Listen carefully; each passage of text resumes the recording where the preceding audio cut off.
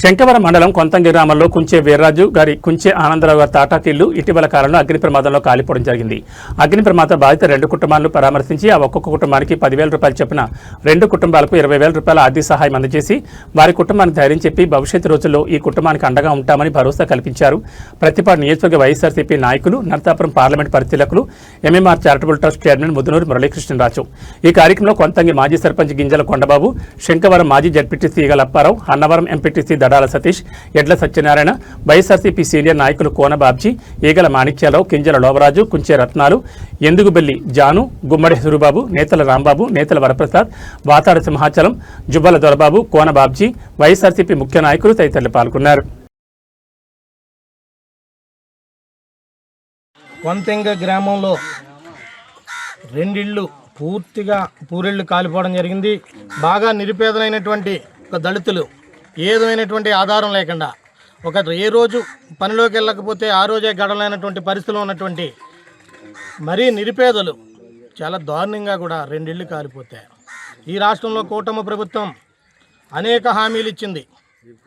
ప్రతి నిరుపేదకి 3 సెంట్లు ఇల్లు ఇస్తాం, పక్కా గృహం కట్టిస్తామని అనేక హామీలు ఇచ్చి ఓట్లు వేయించుకుని అధికారంలోకి వచ్చినటువంటి కూటమి ప్రభుత్వం ఈ రోజుకి వారమైనా కూడా ఏ ఒక్క అధికారి వచ్చి వీళ్ళకి ఇచ్చినటువంటి భరోసా లేదు, వీళ్ళకి ఇచ్చినటువంటి హామీ లేదు. చెట్టు కింద ఉన్నారు, రోడ్డును పడి ఉన్నారు. దళితులు ఏదైనటువంటి ఆధారం లేకుండా రోడ్డును పడే పరిస్థితి ఉంటే ఎక్కడా సిగ్గు లేకుండా ఈ కూటమి ప్రభుత్వం దళితులు ఎక్కడి నుంచి వస్తుంది? మనం అనేక హామీలు ఇచ్చాం. ప్రతి నిరుపేదకి 18 ఏళ్ళ నుండి చెల్లి దగ్గర నుంచి 60 ఏళ్ళు వచ్చిన మహిళ వరకు కూడా నెలకు 1,500 రూపాయలు ఇస్తాం అని హామీ ఇచ్చారు. 3 సెంటులు భూమి ఇస్తామని చెప్పారు.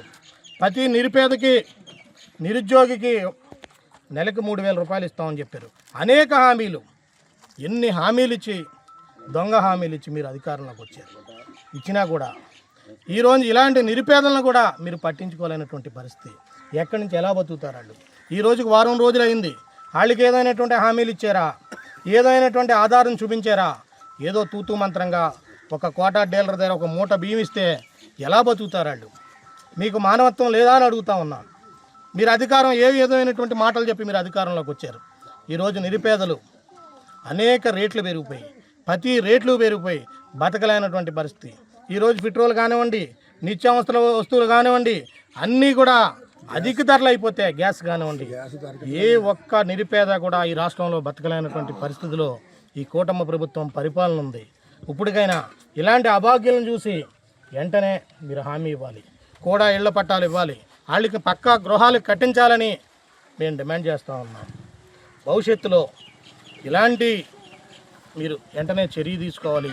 గతంలో అయితే రాజశేఖర రెడ్డి గారి తనయుడు జగన్మోహన్ రెడ్డి గారు ఈ రాష్ట్రంలో ప్రతి ఒక్క వ్యక్తికి ఇల్లుండాలి, ప్రతి చెల్లికి ఇల్లుండాలి, ప్రతి నిరుపేదకి ఇల్లుండాలని ఒక ఉద్దేశంతో ఈ రాష్ట్రంలో 34 లక్షల ఇళ్ళు ఇచ్చినటువంటి ఘనత వైఎస్ జగన్మోహన్ రెడ్డి గారికి దక్కింది తప్ప మీకు లేదు అని కూడా చెప్తాను.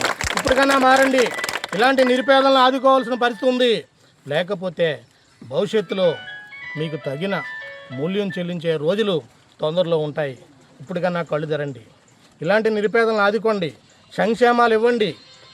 సంక్షేమాలను గాలి కుదిలేసి మీ ఇష్టం వచ్చినట్టు పేపర్లకే పరిమితం తప్ప నిరుపేదలను ఎక్కడ ఆదుకునే పరిస్థితి ఈ రాష్ట్రంలో లేదు. దీనికి చాలా దారుణమైనటువంటి మూల్యం మీరు చెల్లించుకుంటారు. మాకు అక్కడ తెలిసిన వెంటనే వచ్చి మాకు నాయకులు వచ్చారు, ముందు అనేక సాయాలు చేశాం. ఇప్పుడు 15,000 రూపాయలు ఇచ్చాం. భవిష్యత్తులో వాళ్ళు ఇల్లు కట్టుకుంటే ప్రత్యేకంగా కూడా మా వంతు మేము ఎంత అవకాశం ఉంటే అంతా కూడా చేస్తామని కూడా హామీ ఇస్తాం.